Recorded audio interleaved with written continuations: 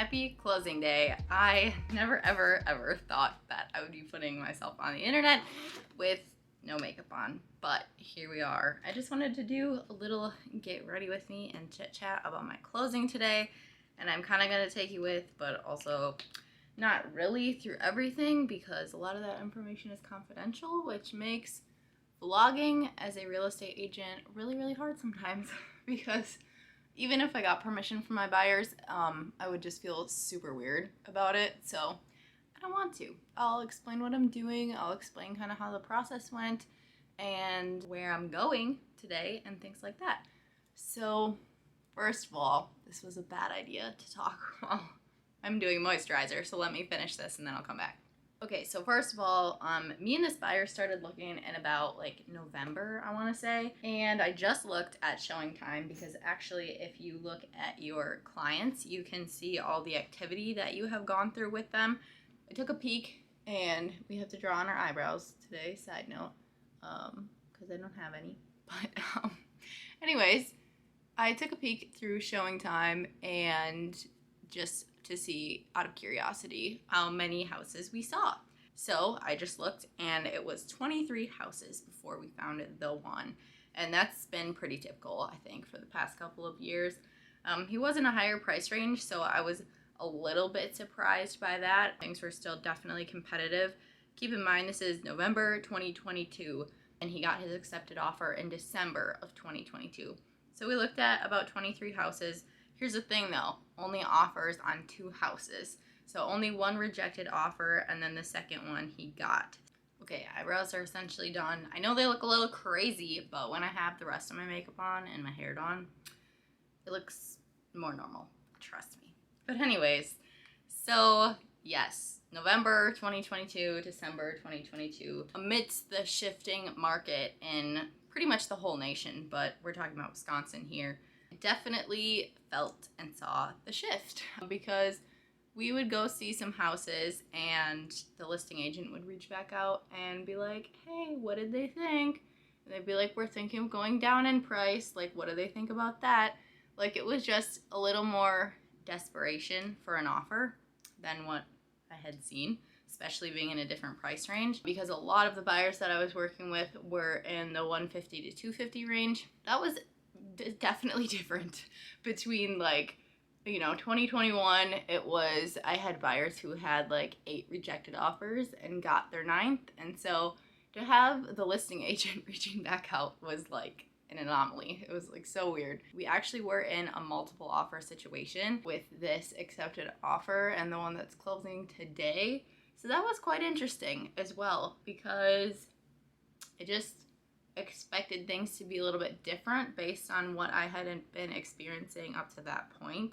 And we had to counter offer, and thankfully he got the house. So that's how it's been. Definitely have seen inventory picking up after the holidays. Things were so slow in December. Oh my gosh, like me and my boyfriend are currently looking for a house, and we would get like one potential house that we were sort of interested in like once a month.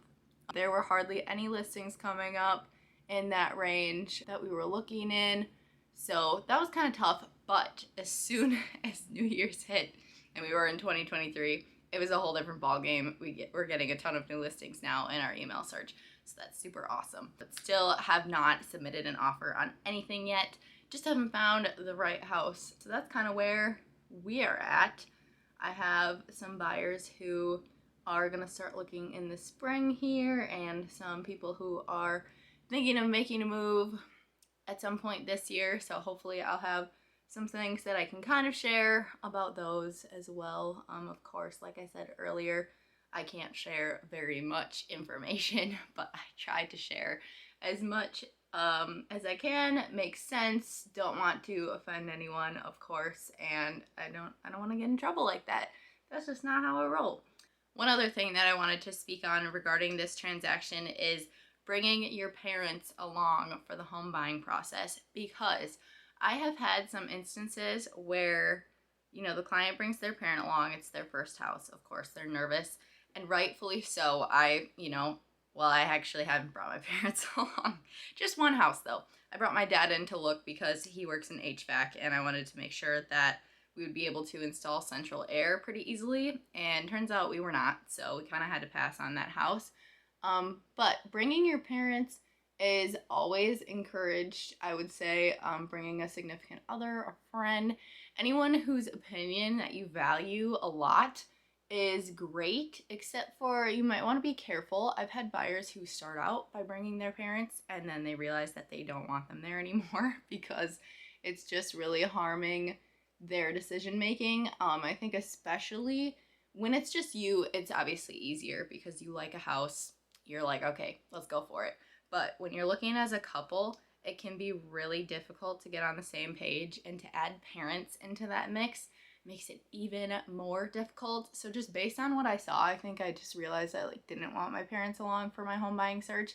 Of course, I value and trust their opinion and their expertise. My point is that this buyer brought his parents along for the entire process and they were freaking fantastic. So I just wanted to talk about, if you're invited along to go with your child or anyone on the home buying journey, this is how you want to be. So they were there not based on opinion, they were there based on fact.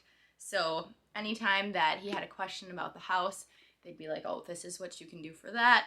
This will be an easy fix. We can help you with that. They were never like, I don't like this paint color, or I can't believe you wanted to look at this house. I have had really picky parents walk through houses, and I think that just makes everything a lot more confusing for the buyer. I have had parents come through that were very opinionated, and it made it really, really hard for my buyers to come up with their own decisions, and you could see them kind of second guessing themselves. So I guess I would say that if you're ever invited along to be on someone's home buying journey, treat it very delicately. Make sure that you're along for the entire process. Make sure that they've seen all of the houses that you've seen, and then they know that once you're under contract, they're like, oh yeah, this was the best option for you. This was your best option out of what you had for your price range and your criteria. Sometimes if they're not at the showings and then they come to the inspection, they might be pretty critical and they might want to talk you out of it or make you doubt yourself and your decision making, and that can be really, really hard. And once you're under a legal contract that is, putting you in a position to purchase a home, it can be really difficult to get out of that. So you want to make sure that you're fully prepared. You know that you're getting into a legal contract. And if you want any advice along the way, you really, really should bring them along for everything. That is my advice. Especially when it comes to price, that can be so delicate and difficult. If parents are making comments about the price and, oh, just do this, or you need to bump up your price a little more, it is really, really tough. And I work with a lot of first-time home buyers. It's tough as it is trying to buy a home in 2023. So you just need someone there to comfort you and support you and not necessarily put doubt in your mind. So I hope that all makes sense. I'm going to dry my hair now. It's going to be super loud. So I am not going to film that, but I will catch up after. I actually got a haircut not too long ago, a couple of weeks ago. Got some layers in my hair and some curtain bangs, and I have not figured out these curtain bangs yet, so we're gonna try. Saturday I had a cheer competition that I coached at, and my hair looked probably the best it had looked in these 2 weeks or whatever since I got my hair cut. So I'm hoping that we can get a little bit closer every time to finding out the perfect mix.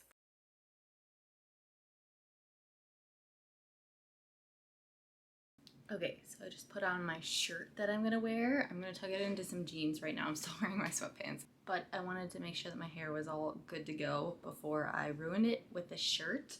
So right now I don't think it looks too terrible.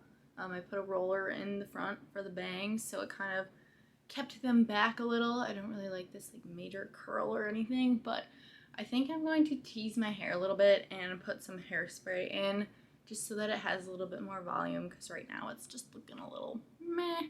But I am pretty on schedule. I have to leave at 1:30 and it is not even 1 yet. It is 12:50, so I have plenty of time to fix this and get all of my stuff together that I need to. I got these rollers. They're dry bar high tops, they say.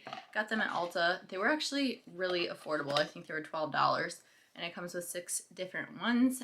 3 smaller ones and then 3 larger ones, and those have been working pretty well. This is the hair dryer that I use. It's just this Revlon, I forget the official name, but it's a Revlon drying brush combo thing. So that's pretty much how I did like these flipped ends, and I like it because it kind of like straightens out the rest at the same time, so I don't have to blow dry my hair and then straighten it over the top. I also have regular Revlon hair dryer that once I put those rollers in, so I just rolled up the top actually away from my face, and then I used the regular blow dryer on low hot heat to kind of like set it in there.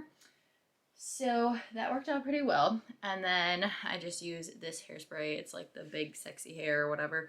I know that they have like a powder stuff that like can volumize your hair, and I would really love that because I just use like, this is just a little like Conair comb, but I just use this to like kind of tease the top because it was looking a little bit flat. I use a Chi straightener slash flat iron, whichever you prefer to call it. And this is my holy grail. I'm just saying, like, I've tried other straighteners and it would take me so long to straighten my hair, and then it wasn't even straight. And this thing heats up in like 30 seconds and straightens so well. Mine actually died on me a couple years ago, and I literally just ran to Ulta and bought a new one. I think it was like 80 bucks, but like I probably use my straightener almost every day, so it's kind of worth it.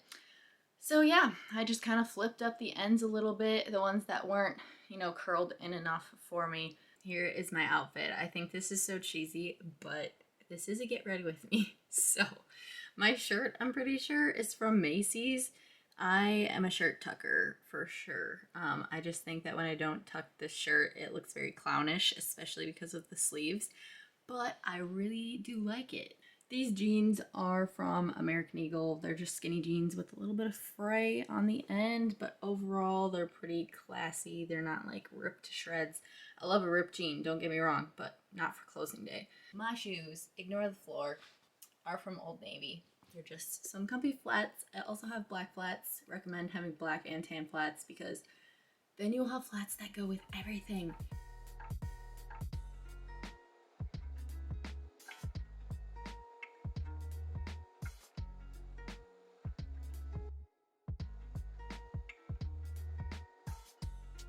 You know those memes where they're like, if you're a real estate agent, you got out of the car, and they get out of the car and they have like all of this crap? That's reality.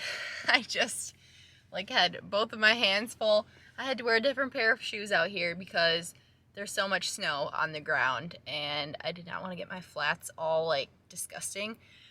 So I gotta put my shoes on still, but I got my name tag on. I just like to wear my name tag to closing because usually there's people there that might not be super familiar with you. Closing person who explains all the documents and does all of the signing work, and sometimes the listing agent, they might have someone stepping in for them.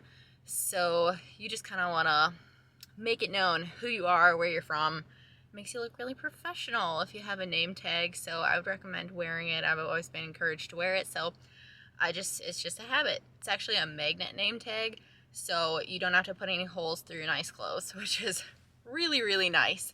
Much appreciated. Highly recommend a magnet name tag if you don't have one and you're looking to get one. Okay, I'm putting on my other shoes right now, but we are going to Nightberry Title today, which is actually not too far from my house. I'm very happy whenever the closing is not downtown because I hate paying for parking and trying to find parking. Not necessarily the paying for parking, because it's usually like, I don't know, less than $1, but just the fact that you have to pay to park and try to parallel park, not a fan. I also grabbed the lockbox that's actually from the listing. So it's kind of customary if you're a newer agent to ask the listing agent if they'd like you to bring the lockbox and the key to closing. It just saves them a trip. So she asked me to bring her lockbox, so I am doing that. And then the key that was in there for showings and stuff is what I'm going to give to my buyer. And apparently there are extra keys as well, so he will have keys right off the bat. So he could literally go move in today if he wanted to. So that's really exciting. I have a card for him that has his closing gift in it. I didn't get really too creative this time. Sometimes I do. He talks about Chipotle a lot, so I got him a Chipotle gift card. And obviously, this video will be going up later than the closing, so I think it's fine if I say that because he's not going to find out. I also do have another video that has a whole bunch of closing gift ideas. It's funny because I was like, what the heck do I get him for closing? And then I was like, I have a whole video of closing gift ideas. I'm like, why don't I just refer back to that? So I was going to get him maybe like a Home Depot gift card because I know that he wants to finish off the basement and do some remodeling. But then I was like, gift card. And I was like, he says he goes to Chipotle a lot. So I got him a Chipotle gift card.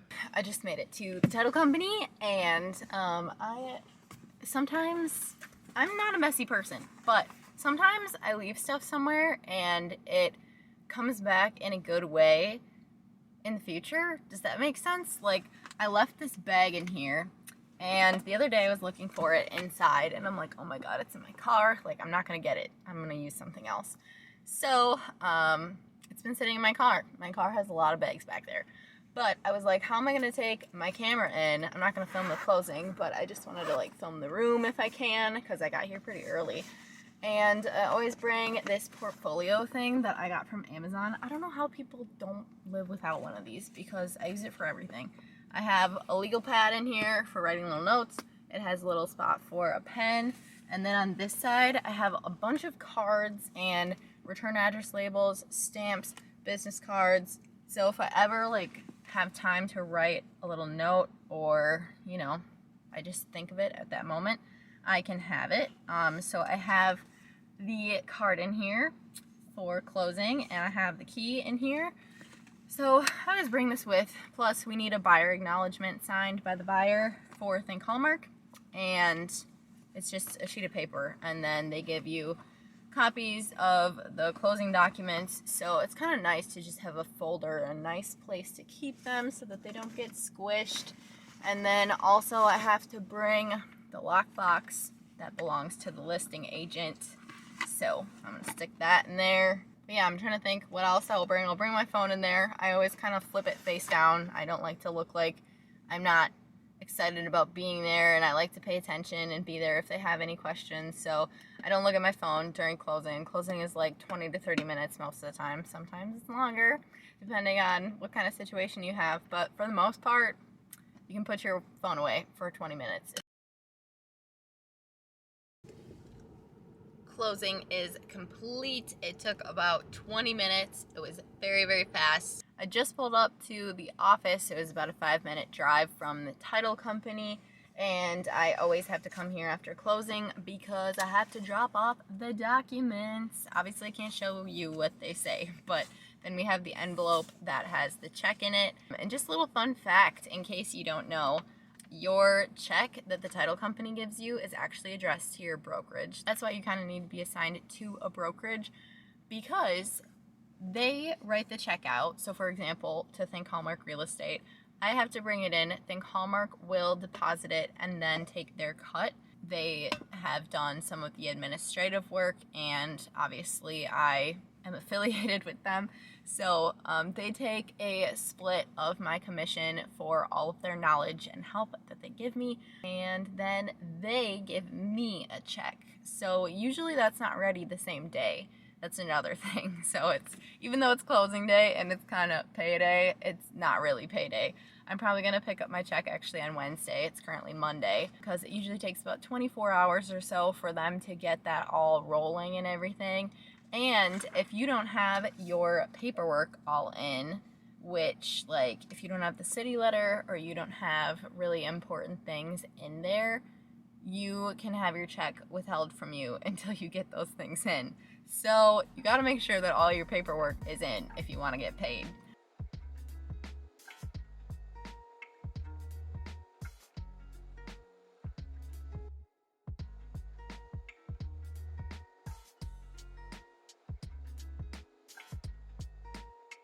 I just stopped on the way home to go tanning for a little bit because I have really been not using my membership.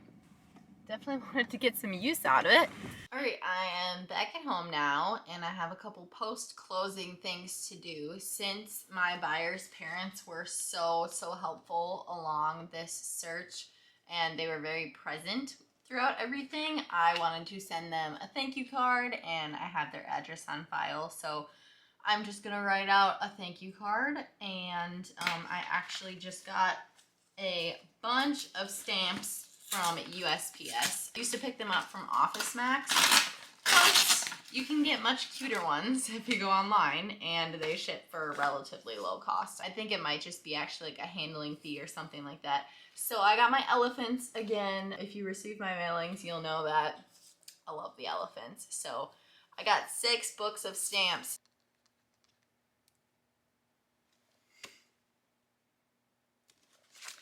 Y'all, I already messed up. I messed up a word. I spelled fantastic wrong, and there is no saving it. So, unfortunately, I just, yeah, just write the card. Take 2.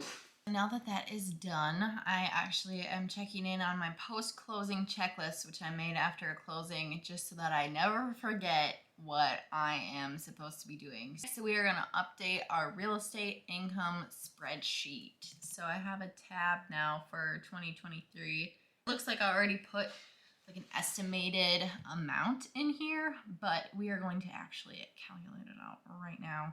All right, so I have my final number on my calculator. I'm just gonna plug that in. I haven't gotten my check yet, but I will be picking it up this week. I have in here my commission amount. I have a formula that calculates out my taxes for me. So then I also have a section that totals up my income, everything that's on that spreadsheet for the year. So the income spreadsheet is one of the things that I like to keep track of. Next thing is a transaction spreadsheet. I just like to put like if it was a buy side or a sell side. So I have buyer, and then I'm going to put my buyer's name in parentheses, and we're just gonna put the property address in there. I think it'll be good to look back on in a couple of years the difference between list price and sale price. Also, my sale price totals up into a column so that I can see what my volume for the year is, which you might have heard that term. Let's say that I sell 3 $500,000 houses, so that would get added up, and it would be $1.5 million in volume. So that's not really like your commissions or anything, but it's just the volume of homes that you've sold based on sale price. I put my sale price in there, which I know that because it's fresh in my brain. And then I also put my commission in here as well. So we're gonna bring that over from here. And I like to keep track of how much is going to my brokerage as well. So I have my commission and then my split to Think Hallmark. So I'm going to have to calculate my split. It'll show on the check, but I don't have the check yet. So I'm going to calculate that because once we reach a certain amount that we've given to Think Hallmark, we can cap out and keep 100% of our commissions. So I kind of like to know where I'm at with that, you know? So we keep track of that throughout the year, see how close we are, see how far away we are, stuff like that. So I just have to calculate that out quick because, like I said, I have no idea what it is. I really like having these spreadsheets because I can look back. I can see my first year in real estate, I had less than $500,000 in volume. And then my second year in real estate, I had over $1.5 million in volume. So I literally tripled my volume from my first year to second year, and I'm excited to see where this year goes. Hey everyone, I just wanted to introduce my newest assistant. Her name is Asta. So I actually have a friend coming over for dinner tonight, and we're gonna hang out and catch up. So I don't want to really film anything, kind of want to just enjoy my night, but we're gonna hang out, maybe watch a movie or something, and then I'm gonna walk on the treadmill and read my book and go to bed. So wanted to end this here before it's like the next day and I'm like, I never ended the vlog. that's all for today. I will leave everywhere else you can find me in the description. As always, if you have any questions, you can definitely reach out. But otherwise, I will see you in the next one. Bye.